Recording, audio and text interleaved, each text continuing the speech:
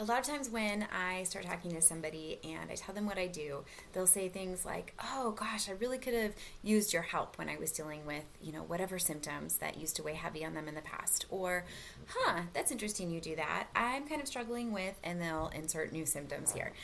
And I always want to start by saying, "Yes, but our symptoms are telling us so much about what's going on, but they are actually getting rid of those symptoms, not always your root cause problem.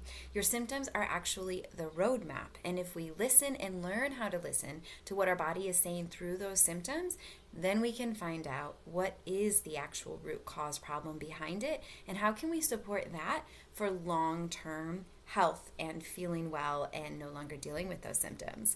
Let's unpack this a little bit more because this is something I see that is very misunderstood in the conventional space, but also often in the functional medicine space as well. If you're new here, welcome. I am Rita Johnson, the owner of Health and Hormones. Here you will find all things related to fatigue solutions, period help, hormone healing, and so much more. Let's dive in.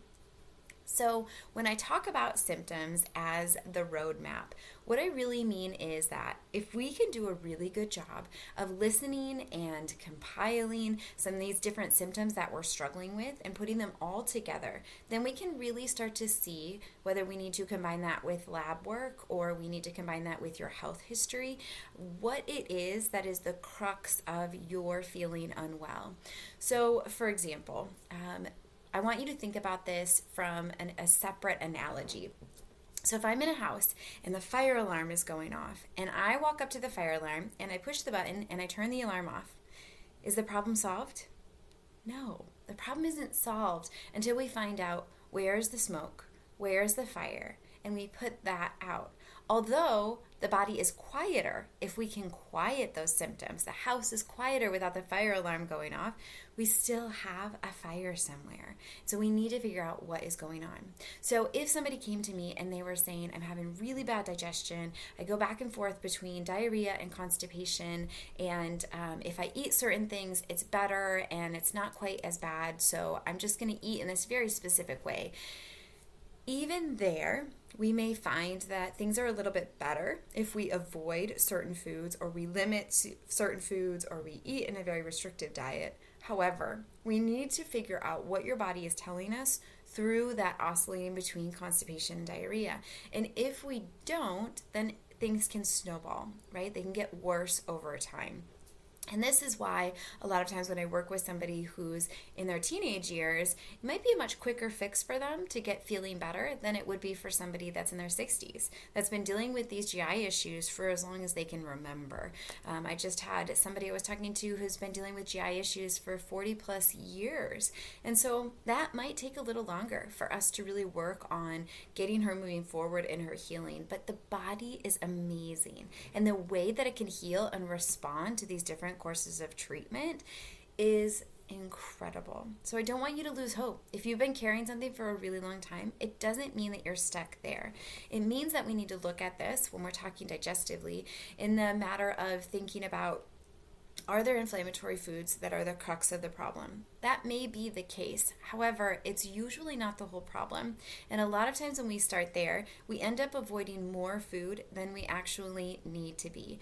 Those things may all be causing inflammation to your body right now, but it doesn't mean that we always will have to avoid them.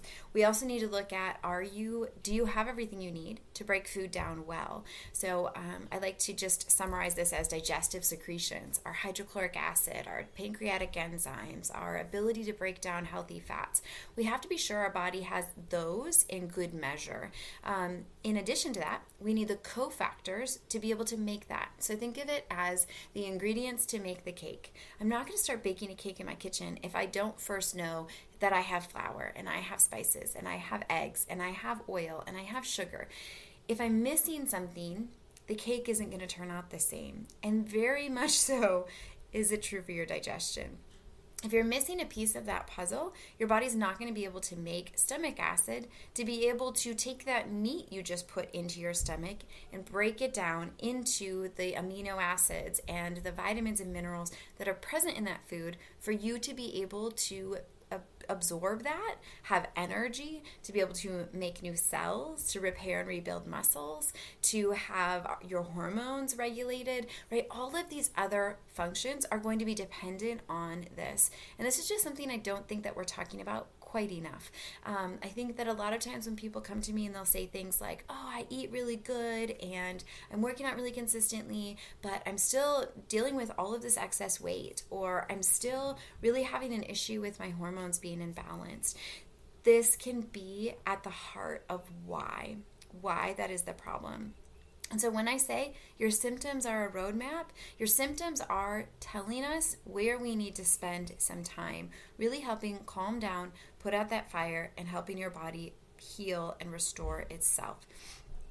When we do this, it can be very overwhelming because we might not know where to start. You might know that you have some issues or you have some symptoms that you're carrying that feel really heavy, but you might not feel like, that's such a big deal. Or perhaps it's not painful enough for you yet. However, what we often find happen is that as I start talking to somebody and I'll mention some other symptoms, it's almost like these light bulbs start to go off. We've grown and lived in this place for a really long time where we're almost told our symptoms don't matter.